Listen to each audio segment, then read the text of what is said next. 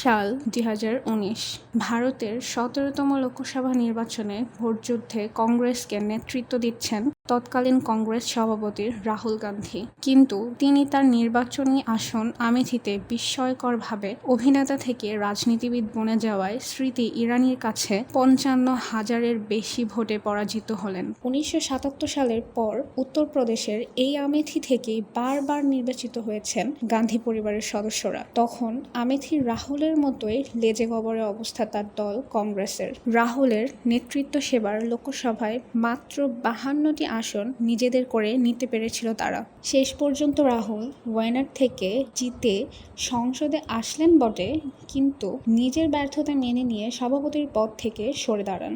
চারদিকে তখন একটা কথাই প্রতিষ্ঠিত, চকলেট বয় রাহুলকে দিয়ে আর যাই হোক ভারতীয় রাজনীতি সম্ভব নয়।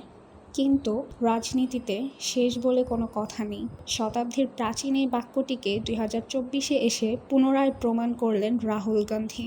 এবারের নির্বাচনে বিজেপির এনডিএ যখন 400 আসনে জয়ী হওয়ার স্বপ্নে বিভোর, দেশের সিংহভাগ গণমাধ্যম যখন মোদির হিন্দুত্ববাদের জয়গান গাইছে, ঠিক তখনই সকল রাজনৈতিক যোদ্ধা, নির্বাচন বিশ্লেষক ও বুথ ফেরত জরিপাকে মিথ্যা প্রমাণ করে 18তম লোকসভা নির্বাচনে আশাতীত ভালো ফলাফল করে কংগ্রেসকে নেতৃত্বাধীন ইন্ডিয়া জোট সরকার গঠন করতে না পারলেও ইন্ডিয়া জোট জিতে নেয় 233টি আসন। গত নির্বাচনের তুলনায় কংগ্রেস প্রায় দ্বিগুণ আসনে জয়ী হয়।